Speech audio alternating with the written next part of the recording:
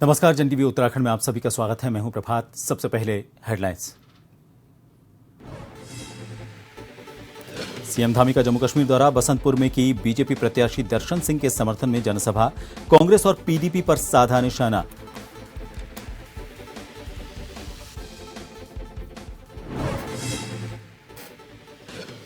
उत्तराखंड का अगला सत्र होगा पेपरलेस। अधिकारियों और विधायकों को जल्द दी जाएगी ट्रेनिंग।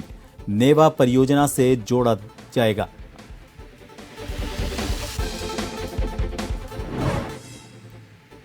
सीएम की सख्ती का असर। 307 सड़कें खोली। 25 सितंबर को मुख्यमंत्री ने सड़कों से संबंधित स्टेटस रिपोर्ट मांगी। विभाग तैयारी में जुटा।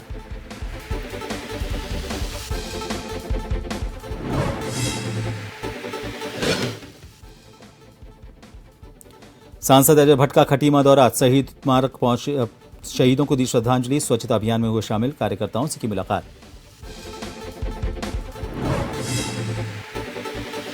और श्राद्ध पक्ष में बद्री विशाल जी के धाम श्री ब्रह्म कपाल तीर्थ स्थल पर पहुंच रहे तीर्थयात्री पितरों का कर रहे पिंडदान और तर्पण। अब तक 9 लाख से ज्यादा कर चुके हैं दर्शन।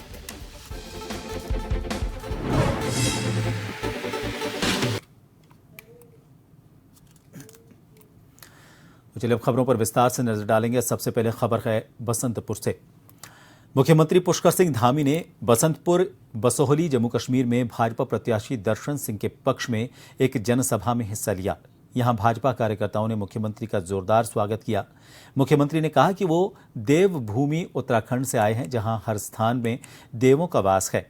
उन्होंने कहा कि बसोहली क्षेत्र भी मंदिरों के स्थान के रूप में जाना जाता है। मुख्यमंत्री ने कहा कि जम्मू कश्मीर के लोग कांग्रेस, पीडीपी, नेशनल कॉन्फ्रेंस की सच्चाई जान चुके हैं। जम्मू कश्मीर के लोग भ्रष्टाचार, परिवारवाद, अलगाववाद को बढ़ावा देने वाली पार्टियों को सत्ता में नहीं लाने वाले हैं। इन्हें जड़ से उखाड़कर फेंकने वाले हैं। उन्होंने कहा कि कांग्रेस उस पार्टी से गठबंधन करती है जो लोग जम्मू कश्मीर को लेकर पाकिस्तान से वार्ता करने की बात कहते हैं।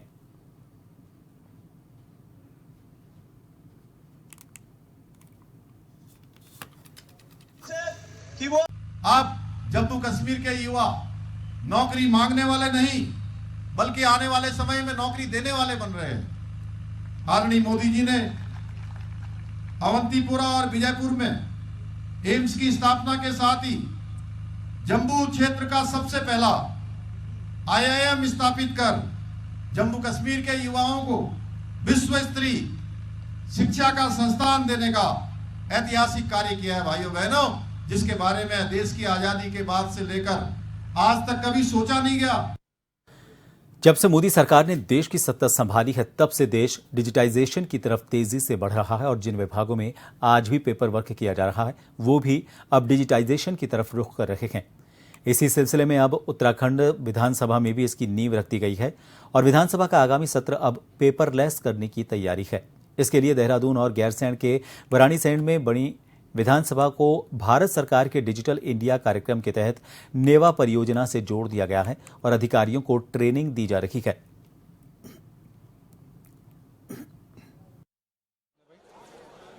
ऐसा है कि मुझे बहुत खुशी है कि हम छोटा स्टेट ज़रूर है, लेकिन ये हमारे पास हमको ये सुविधा या ये कहा गया भारत सरकार द्वारा कि आप लोग भी डिजिटाइजेशन की तरफ जाइए और हमने उसको उस अपॉर्चुनिटी को लिया। मैं धन्यवाद भारत सरकार का भी करना चाहूँगी और साथ ही साथ उत्तराखंड सरकार का भी कि कुछ पैसा हमें भारत सरकार से मिला और जो बाकी हमें ज़रूरत थी दोनों विधानसभाओं को, देहरादून और गैरीसैंण भराड़ीसैंण को करने की हमें दोनों सरकारों के माध्यम से फाइनेंशियल हेल्प मिली है। हम पूरी तरह से प्रयास में है कि डिजिटाइजेशन हो। उसके लिए कुछ यहाँ पर सिविल वर्क्स की आवश्यकता थी देहरादून में। गैरीसैंण में बहुत ज़्यादा सिविल वर्क्स की आवश्यकता नहीं है। उत्तराखंड में केदारनाथ विधानसभा क्षेत्र के लिए उपचुनाव होने हैं। सभी राजनीतिक दल अपनी तैयारियों में जुट गए हैं, लेकिन सत्ताधारी दल भाजपा ने उपचुनाव को लेकर अपनी तैयारी तेज करना शुरू कर दिया है। भाजपा ने मंडल स्तर पर मंत्रियों को भी केदारनाथ विधानसभा क्षेत्र की जिम्मेदारी सौंपी है। दूसरी तरफ कांग्रेस भी अपनी तैयारी को आगे बढ़ाते हुए केदारनाथ विधानसभा क्षेत्र में जीत का दावा कर रही है। कांग्रेस के सभी बड़े नेता दावा कर रहे हैं कि बद्रीनाथ विधानसभा क्षेत्र के उपचुनाव के बाद अब केदारनाथ विधानसभा क्षेत्र के उपचुनाव के परिणाम कांग्रेस के पक्ष में होंगे।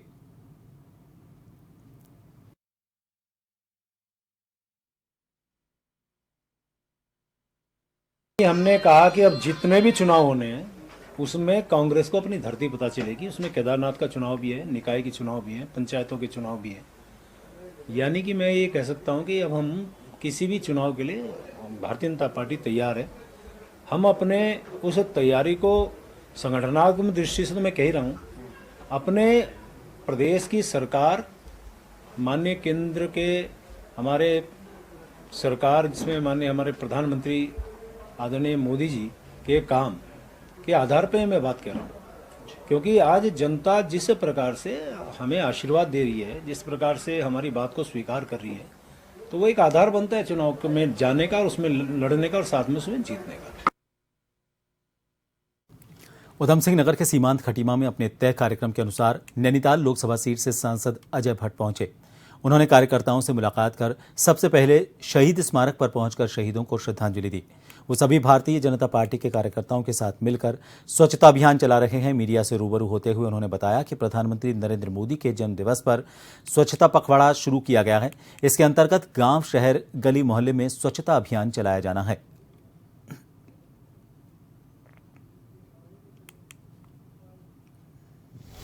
हमारा स्वच्छता पखवाड़ा चल रहा है। माननीय प्रधानमंत्री जी के जन्म दिवस से पूरा आगे तक 15 दिन तक हम इसको चलाने वाले हैं। जगह जगह की सफाई अभियान चल रहा है, गांव-गांव में, मोहल्ले में, चाहे हॉस्पिटल हो या फिर कहीं रास्ते हों, बटिया हों, तो इस तरह से सफाई अभियान चला के हम पूरे सभी लोगों को जागरूक कर रहे हैं। रामनगर में चोरी की घटनाएं रुकने का नाम नहीं ले रही हैं। क्षेत्र में आए दिन चोरी की घटनाएं बढ़ती जा रही हैं। ताजा मामला रामनगर के कोसी बैराज के पास गुप्ता टी स्टॉल के पास मंदिर का है। यहां एक चोर ने पहले मंदिर में बालाजी महाराज को दंडवत प्रणाम किया और उसके बाद सफाई से मंदिर के अंदर रखी राम दरबार की पीतल की मूर्ति, तांबे का लोटा और घंटी पर हाथ साफ कर लिया। लोग पूजा पाठ करने के लिए आए तो मंदिर से राम दरबार, लोटा और घंटी आदि गायब मिले।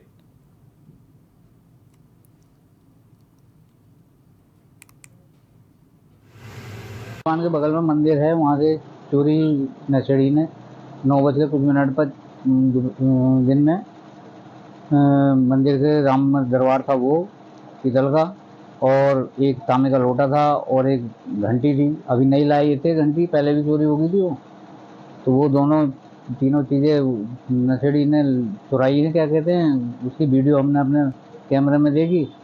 सामने संजय पुलिस वाले हैं, उनको भी सूचना दी। अब वो तलाश कर रहे हैं। किसी ने बताया कि रेलवे कड़ाऊ की तरफ का लड़का है। हरिद्वार पुलिस ने नकली नोट बनाने वाले गिरोह का भंडाफोड़ करते हुए गिरोह में शामिल 6 आरोपितों को गिरफ्तार किया है। आरोपितों के कब्जे से 500 रुपए के 451 नकली नोट बरामद हुए हैं। इन आरोपियों ने देहरादून और हरिद्वार में बड़े पैमाने पर नकली नोट मार्केट में खपाए हैं। एसएसपी प्रमिंदर सिंह डोभाल ने बताया कि रानीपुर कोतवाली पुलिस ने चेकिंग के दौरान सौरभ, निखिल, अनंतवीर और नीरज को पकड़कर नकली नोट, लैपटॉप और प्रिंटर बरामद किए। गैंग के सरगना मोहित और विशाल हैं। दोनों ने यूट्यूब से नकली नोट बनाना सीखा था।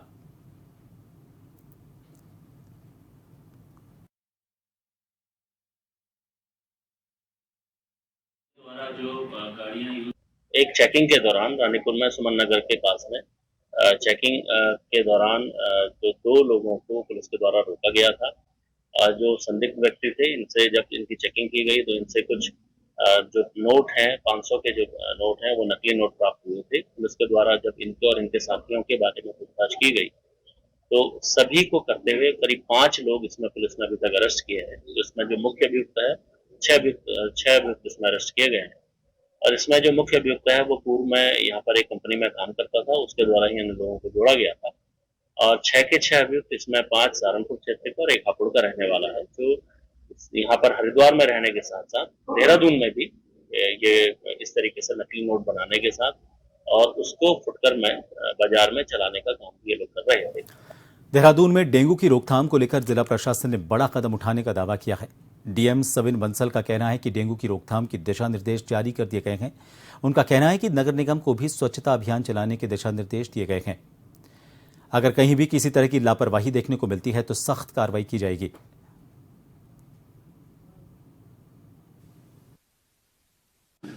देखिए, डेंगू मलेरिया की हमने जॉइंट कोऑर्डिनेशन मीटिंग भी संपन्न की है, जिसमें हमारे संबंधित नगर निगम, हेल्थ डिपार्टमेंट और एडमिनिस्ट्रेशन को आवश्यक निर्देश प्रदान कर दिए गए हैं। लेकिन उससे ज़्यादा आवश्यक है कि जो हमारे ग्राउंड वर्कर्स हैं, चाहे हमारे सैनिटेशन वर्कर्स हैं, हमारी अर्बन आशाज हैं, वो घर टू घर, हाउस टू हाउस जाके कितना एजुकेट कर रही हैं, कितना प्रिवेंटिव ट्रीटमेंट कर रही हैं, कितना लोगों को सेंसिटाइज कर रही हैं कि वो लोग जागरूक रहें। ये जो लार्वा है, जो ये वेक्टर है, ये पनपने ना पाए, ये उत्पन्न ना होने पाए। खबर हरिद्वार के लक्सर से है। यहाँ पर लक्सर नगर के वार्ड नंबर 8 की संत कॉलोनी में नगरपालिका द्वारा हाल ही में एक सीसी सड़क का निर्माण कार्य करवाया जा रहा है। इस सड़क के निर्माण को लेकर लोगों का आरोप है कि सड़क निर्माण में धांधली की जा रही है। सड़क किनारे नालियों का भी निर्माण नहीं कराया जा रहा। नालियों के निर्माण नहीं होने से उनके घरों में गंदा पानी भर जाएगा, जिसको लेकर संत कॉलोनी की दर्जनों महिलाएं एसडीएम के कार्यालय पहुंची और सड़क के साथ ही नाली निर्माण की एसडीएम से मांग की।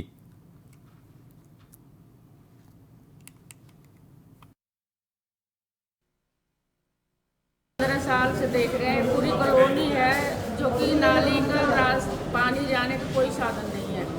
प्लाटों में पानी जा रहा, अब अगला हमारा पानी रोक दिया, रोड पर पानी भरेगा।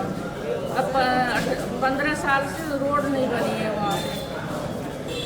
अभी थाने के तरफ, थाने वाले रोड पे जो रोड बनी थी वो टूटने शुरू हो गई है। अभी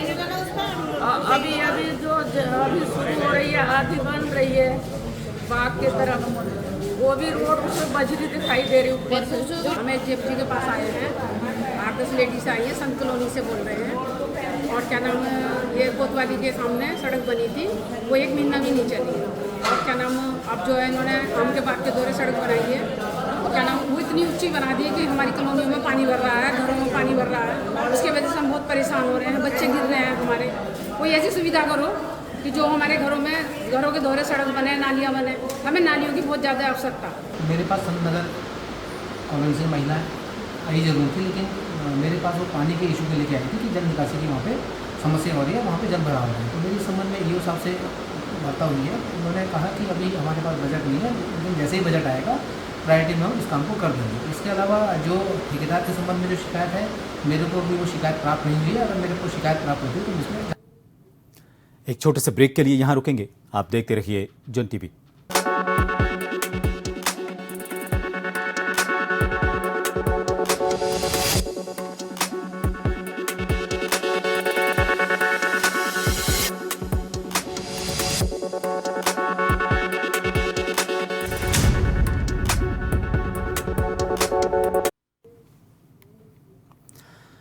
ब्रेक के बाद एक बार फिर आप सभी का स्वागत है। भीमताल के पतलोट क्षेत्र से हल्द्वानी पहुंचे सड़क दुर्घटना के पीड़ितों ने सरकार और प्रशासन के खिलाफ नारेबाजी करते हुए मुआवजा दिए जाने की गुहार लगाई।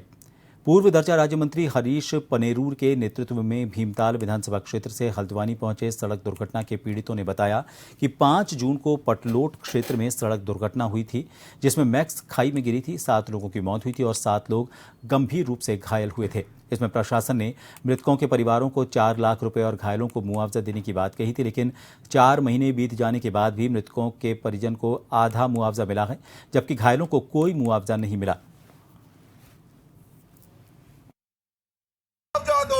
हमारी मांग ये है कि अनबन पतलोट में 5/6/2024 को एक मैक्स दुर्घटना हुई, जिसमें 7 लोगों की मृत्यु हुई और 7 लोग घायल हुए। उस टाइम पर घटना स्थल पर यह बात तय हुई थी कि मृतक परिजनों को 4 लाख मिलेंगे। 2 लाख तो आपके आशीर्वाद से मिले, 2 लाख उनके शेष है और घायलों को कोई राशि नहीं मिली। जबकि उत्तर प्रदेश के टाइम से घायल जो भी दुर्घटनाएं होती है उनमें घायलों को पैसा मिलता है 2 लाख रुपए, जितना मृतक परिजनों को मिलता है उसका जस्ट हाफ मिलता है। ये नियम है। तो उत्तराखंड में ये हमारे विशेष तौर से भीमताल विधानसभा में विशेष तौर से ओखलकांडा में जितनी भी दुर्घटना हुई, घायलों को कोई पैसा नहीं मिला, कोई मुआवजा नहीं मिला। पतलोट दुर्घटना में हुआ अनर्बन का घेरा, हमें कोई मुआवजा नहीं मिला उसमें। और घोषणा जरूर हुई थी, विधायक जी ने भी की थी, बाकी और लोगों ने भी की थी, मगर हमें कुछ नहीं मिला उसमें। हाँ जी, क्या कह रहे हैं? मुआवजा कुछ नहीं, कुछ कह ही नहीं रहे हैं। वो क्या कहें, हम उनसे क्या कह पाएंगे? गरीब आदमी क्या कह पाएगा? सब हम तो ये कहते हैं हमें मुआवजा मिल। टनकपुर के नगर उद्योग व्यापार मंडल ने अध्यक्ष वैभव अग्रवाल के नेतृत्व में रामलीला कमेटी पर रामलीला मंचन की आड़ में व्यवसायीकरण और अन्य अश्लील कार्यक्रम कराए जाने के आरोप लगाए हैं। उन्होंने रामलीला कमेटी के विरुद्ध उप जिलाधिकारी आकाश जोशी को ज्ञापन सौंपते हुए मांग की है कि गांधी मैदान में सिर्फ रामलीला मंचन किए जाने की अनुमति दी जाए, इसकी आड़ में व्यवसायीकरण न किया जाए। अध्यक्ष वैभव अग्रवाल ने बताया कि धार्मिक कार्यक्रमों की आड़ में बाहर से ऑर्केस्ट्रा पार्टी बुलाकर अश्लील नृत्य करवाया जाता है।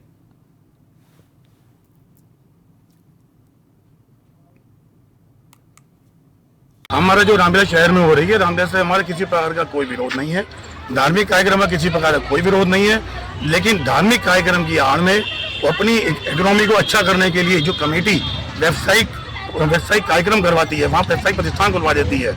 जो दुकानें लगती हैं 30 से 32 दुकानें, जिनका नुकसान सीधे हमारे स्थानीय व्यापारी भाइयों को होता है, उसका विरोध आज हमने एसडीएम साहब के सामने दर्ज कराया है कि किसी भी प्रकार से कोई भी व्यावसायिक गतिविधि नहीं हो। इसलिए आज हम उनसे मिले हैं और हम इंतजार करते हैं कि एसडीएम साहब का अगला आदेश क्या आता है, उसी हिसाब से अगली रणनीति हम बनाएंगे। भाई अन्य कार्यक्रम कराए जाते हैं, ठीक है उनका कराना, लेकिन वो भी नहीं होने चाहिए। एक तरीके देखा जाए तो ठीक है, चलो वो कराते, लेकिन वो ऐसे हो कि सीमाएं में रहती हो। वो वहाँ के जो मंचन हो रहा है रामलीला का, उसमें किसी प्रकार का मतलब अभद्र शो या अभद्र डांस ना हो। डांस अगर हो तो भक्ति संगीतों पे हो, उसमें कोई बुराई नहीं है, लेकिन फिर कहना चाहूंगा कि व्यावसायिक गतिविधि किसी कीमत पर बर्दाश्त नहीं हो। हर साल की तरह इस साल भी भगवान बद्री विशाल जी के धाम के निकट श्री ब्रह्म कपाल नामक तीर्थ स्थल में तीर्थयात्री अपने पितरों का पिंडदान और तर्पण करने के लिए पहुंचे हुए हैं। ब्रह्म कपाल नामक तीर्थ स्थल में इस वक्त हजारों की तादाद में तीर्थयात्री अपने पितरों का पिंडदान और तर्पण करते हुए देखे जा रहे हैं। बताया जा रहा है कि भगवान बद्री विशाल जी के धाम के ब्रह्म कपाल नामक तीर्थ स्थल में पितरों का पिंडदान और तर्पण करने से पितरों को मोक्ष की प्राप्ति होती है। भगवान बद्री विशाल जी के धाम में इस वक्त 5000 से ज्यादा तीर्थयात्री मौजूद हैं। आपको ये भी बता दें कि 9 लाख से ज्यादा तीर्थयात्री अब तक भगवान बद्री विशाल जी के धाम के दर्शन कर चुके हैं।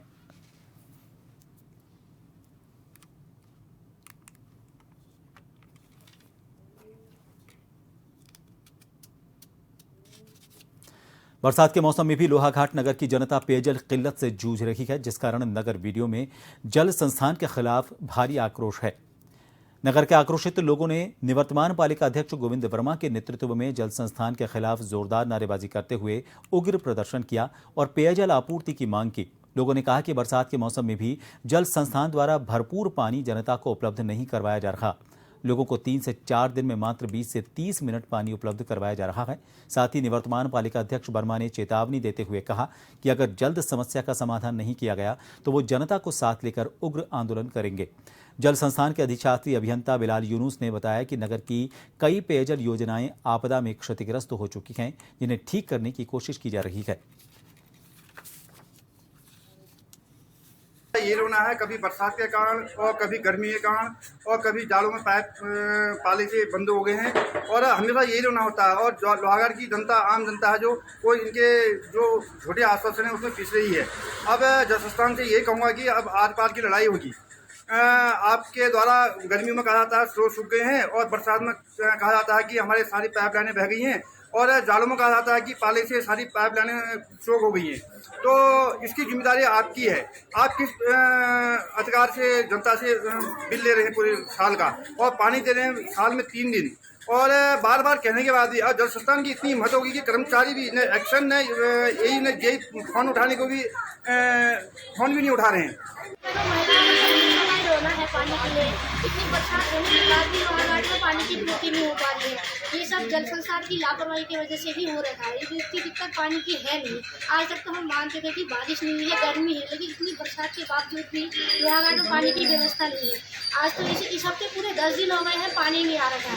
कहा जा रहा है कि नल टूटे। अगर नल टूटे हैं तो आप लोग इसकी व्यवस्था कर सकते हो। टैंकरों द्वारा आप लोग ऊपर टैंकर में पानी डाल के सप्लाई कर दें, कम से कम हम लोग की समस्याएं दूर कर सकते हो। लेकिन लोहाघाट में पानी बहुत ही बदहाल अवस्था में। लोहाघाट ब्लॉक के सीमांत क्षेत्रों में आपदा से हुई तबाही से सीमांत क्षेत्र का जीवन अस्त व्यस्त हो गया है। खेत खलिहानों के साथ कई लोगों के मकान तबाह हो चुके हैं। प्रशासन की टीमें तेजी से राहत और बचाव कार्य में जुटी हुई हैं। इस बीच लोहाघाट व्यापार संघ अध्यक्ष मनीष जुकरिया के नेतृत्व में आपदा पीड़ितों की मदद को आगे आए हैं। इन्होंने पीड़ितों के लिए नकद राशि, कंबल, खाद्य सामग्री, जूते, चप्पल, साबुन, कपड़े आदि वस्तुओं को आपसी सहयोग से इकट्ठा किया।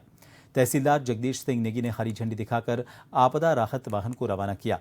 व्यापार संघ अध्यक्ष मनीष जोकरिया आपदा पीड़ितों के बीच पहुंचे और डनगांव, कमलेड़ी और पाशम क्षेत्रों में जाकर राहत सामग्री बांटी। पीड़ितों ने लोहाघाट व्यापार संघ को धन्यवाद दिया। इस दौरान व्यापार संघ उपाध्यक्ष दानू सुतेड़ी, विनीत सगटा, कायल प्रधान मोहन सिंह, लक्ष्मण सिंह मौजूद रहे।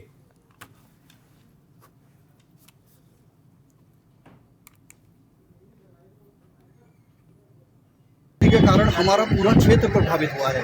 बेसिकली डनगांव, डकेला और मटियानी का जो क्षेत्र है, जहां पर आज हम लोग विजिट कर रहे हैं, ये हमारा कर्तव्य है कि अगर हमारे क्षेत्र में कोई भी आपदा आई है तो हम लोग एक सामूहिक प्रयास, एक सम्मिलित प्रयास करें। समस्त व्यापार संघ वाले हमारे साथ हैं। इस समय हमने व्यापारी भाइयों के सहयोग से एक राशि भी इकट्ठा की है और कुछ खाद्य सामग्री, कपड़े इत्यादि चीज़ें इकट्ठा की हैं, जिनको लेके आज हम लोग इस क्षेत्र में स्वयं जा रहे हैं और जो योग्य पात्र हैं उन तक हम सहायता अपने हाथों से पहुंचाएंगे। प्रशासन के द्वारा हमने इससे पहले फोकस नहीं किया कि 15 जो बीते दिन जो नकेला में आपदा आई उससे हम थोड़ा लेट हो गई, हमने ज़्यादा परेशान नहीं किया, लेकिन कल हमने यहाँ सूचना दी तो प्रशासन के द्वारा जो भी है मदद की जा रही है। सर नुकसान बहुत ज़्यादा हुआ है, मतलब नकेला के बाद दूसरा नंबर डनगांव का ये है कि बहुत ज़्यादा बुरी स्थिति हुई है।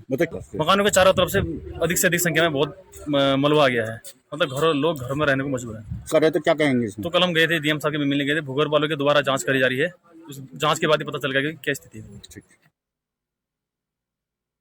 हरिद्वार के ज्वालापुर कोतवाली क्षेत्र में ज्वेलर की दुकान में हुई दिन दहाड़े लूट के मामले में हरिद्वार पुलिस को सफलता हासिल हुई है। पुलिस ने चौथे अभियुक्त को भी यमुनानगर से गिरफ्तार कर लिया है। गिरफ्तारी के दौरान वाहन, मोटरसाइकिल और स्कूटी को भी बरामद कर लिया गया है। इस बात की जानकारी एसएसपी परमेंद्र सिंह डोभाल ने प्रेस वार्ता के जरिए दी।